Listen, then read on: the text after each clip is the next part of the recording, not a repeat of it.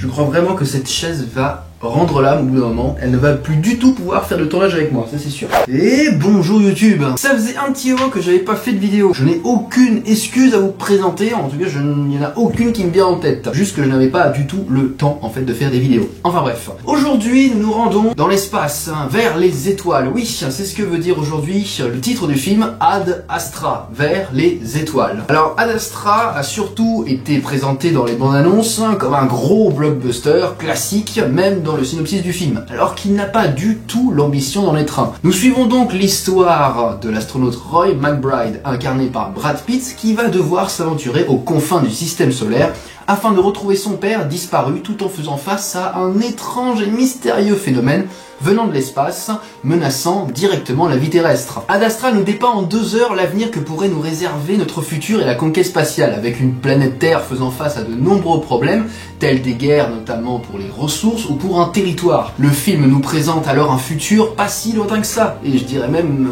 assez proche. Ce n'est pas avec pessimisme évidemment que James Gray nous raconte cette histoire humaine, le film est avant tout porté par une importante réflexion. Ad Astra est un film qui nous fait énormément réfléchir sur de multiples sujets, sur notre existence, sur la condition humaine et surtout sur notre petite place dans l'univers. Mais je vous reparlerai de tout ça un peu plus tard et on va surtout dans un premier temps se concentrer sur le personnage principal, Roy McBride. Plus qu'une épopée spatiale de science-fiction rythmée par des scènes à couper souffle sur la Lune ou encore sur Mars, Ad Astra est avant tout un véritable voyage introspectif. Roy McBride est confronté tout le long de son voyage à une réflexion intense et profonde sur lui-même. Il est à la recherche de la vérité. Le personnage vit avec une profonde mélancolie et une nostalgie très forte. L'intérêt est alors de s'intéresser surtout à l'état émotionnel du personnage, sur sa solitude et sa perception de la vie et du monde qui l'entoure. Roy McBride est alors un véritable robot. Il n'exprime pratiquement aucune émotion, sa vie est rythmée par des tests psychologiques obligatoires imposés par l'agence spatiale dans laquelle il travaille. Il reste impassible, semblant constamment avoir le contrôle sur lui-même, possède un cœur qui ne bat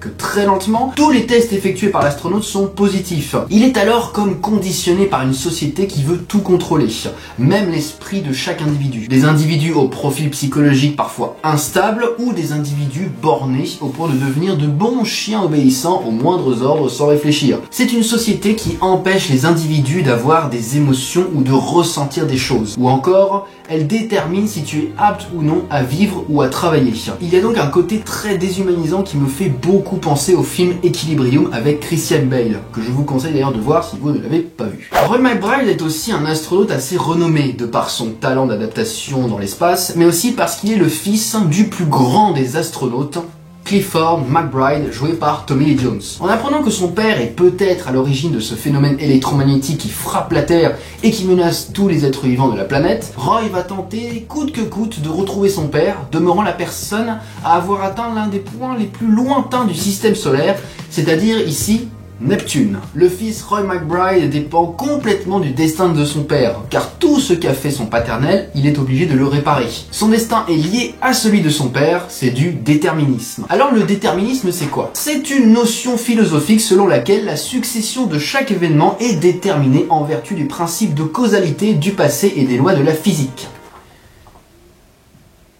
Vous avez pas compris? Mais ça paraît pourtant clair, non? Plus simplement, c'est-à-dire que tout ce qui s'est déroulé dans le passé aura fatalement des incidences sur le futur. Tout a été décidé avant, le destin ne peut donc pas être changé. C'est un sujet également important pour le réalisateur qui nous décrit un personnage fataliste dans sa manière de vivre. Son destin en tant que fils et son destin en tant qu'humain est lié à son père, car tout vient de lui. Le destin de l'humanité, tout comme son destin de devenir astronaute. Il est contraint de suivre le même chemin que son père, reproduisant sans le vouloir les mêmes erreurs. Sa vie est alors fatalement déterminée. Il va partir à l'autre bout du système solaire, comme son père qui était à la recherche d'une vie extraterrestre sans certitude de son existence. Le fils non plus n'est pas certain de retrouver son paternel, et comme ce dernier, dans sa recherche déterminée et folle, il va tuer un équipage tout entier. Oui, la famille McBride, ce sont de vrais psychopathes. En passant tout au long de son voyage par diverses phases de délire, de fantasmagorie, il va finalement s'émanciper et il doit laisser partir son père, se libérer de ce dernier pour affirmer sa véritable identité et son chemin qu'il a choisi d'emprunter. Roy brise le déterminisme du père en refusant de rester avec lui et de continuer à chercher une vie ailleurs. Il décide tout simplement de rentrer à la maison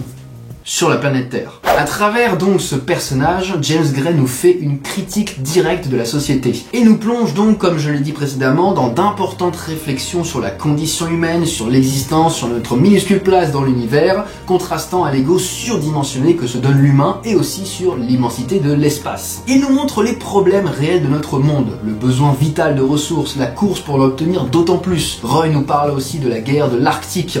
Y aurait-il eu alors une guerre pour l'eau? Le film nous montre alors le besoin croissant qu'a l'humain de consommer et de s'approprier tout type de ressources qui lui tombent sous la main, afin de la rendre exploitable et consommable pour une société consommatrice. Tout ce qui peut alors répugner dans l'humain y est montré très clairement, que ce soit d'ailleurs sur la Lune ou sur Mars, où les imposantes stations martiennes et lunaires sont portées par les marques et de grosses multinationales. Il y a aussi une scène avec des singes dans un vaisseau spatial qui attaquent les humains, représentant la nature qui reprend petit à petit ses droits, même dans l'espace. Et ça fait beaucoup penser évidemment à la planète des singes. L'humanité est alors montrée comme une espèce faible, mourante, en perdition et qui n'a plus sa place nulle part. Le film est incontestablement très porté sur la religion. La séquence d'ouverture du film où Roy se trouve sur une gigantesque antenne subissant des dégâts, rompant toute communication possible avec les autres, fait peut-être écho à la tour de Babel dans la Bible. Les surtensions causées par le vaisseau du père de McBride est vu également comme un châtiment d'une divinité envers l'humanité. Et justement, Clifford McBride est celui qui est allé le plus loin. Il représente donc l'inatteignable, et en d'autres termes, pourquoi pas dans ces cas-là,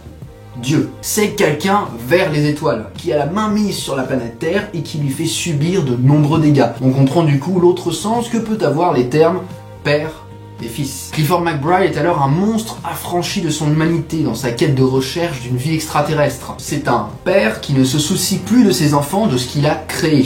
Il cherche alors de la vie ailleurs. C'est son but ultime, comme une obsession folle qui le dévore de l'intérieur. Mais dans sa folie, finalement, il est tout seul. Et son fils, Roy, lui dit alors « Tu as réussi à montrer que nous sommes les seuls ». Ce qui donne peut-être une place encore plus grande à l'être humain, ou en tout cas à la vie sur Terre, qui est tellement unique qu'une intervention divine n'est pas possible autrement. C'est en tout cas ce qui se dégage du film. Ce film soulève alors la possibilité que nous sommes incontestablement les seuls dans l'univers, soit la seule planète ayant pu assurer la vie de se développer. Clifford McBride dans son vaisseau ne voit rien, il a la cataracte, il est dans ce cas aveugle à tout ce qui existe, il veut voir ce qui n'existe pas.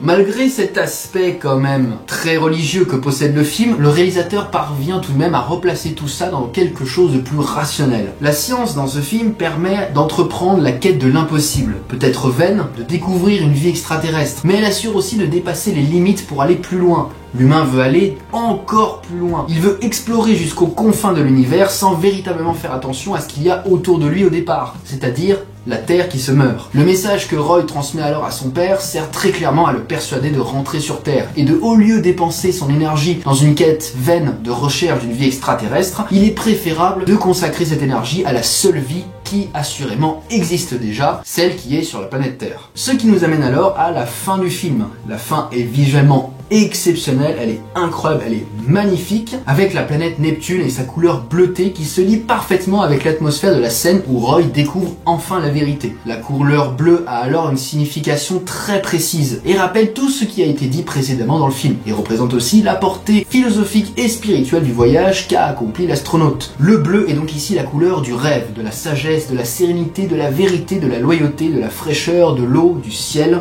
et du bien-être. Oui, fait beaucoup de choses. James Gray a voulu faire une happy end et a voulu donner un message d'espoir. L'humanité est tout ce que nous avons et il est de notre devoir de ne pas briser cette fragile connexion qui nous lie tous à l'humanité et à la vie terrestre qui doit être sauvée. On pensera alors à de nombreux films qui traitent du même sujet, tels Interstellar, 2001 l'Odyssée de l'espace ou encore, bien entendu, Gravity. J'ai en tout cas énormément apprécié ce film. J'aime beaucoup ce genre de film qui nous fait réfléchir sur énormément de choses. Le cinéma doit être comme ça. Il ne nous sert pas seulement à nous divertir comme les blockbusters, mais aussi à nous donner une certaine réflexion sur des sujets précis, avec une part de science-fiction qui peut-être nous marque plus que les films plus réalistes. Je pense alors que développer une réflexion aussi importante que celle de films d'Ad Astra est beaucoup plus ancrée dans notre tête grâce à la science-fiction justement, car elle stimule l'imagination, alors qu'un film plus réaliste nous laissera peut-être plus indifférents, car la réalité, eh bien,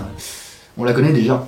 Et voilà les gens, la vidéo touche à sa fin, j'espère qu'elle vous aura plu. Si c'est le cas, n'hésitez pas à mettre un j'aime, à vous abonner à la chaîne YouTube, mais après tous les trucs, vous les connaissez, tout le processus de YouTube, ça vous le connaissez. Il y aura une analyse entière de toute la saga Alien qui arrive très bientôt sur la chaîne YouTube, car oui, nous avons fêté les 40 ans d'Alien. Tout ça est en préparation, ça arrivera très bientôt, ne vous en faites pas. Dans tous les cas, je vous retrouve très bientôt pour de prochaines vidéos. Allez, ciao tout le monde.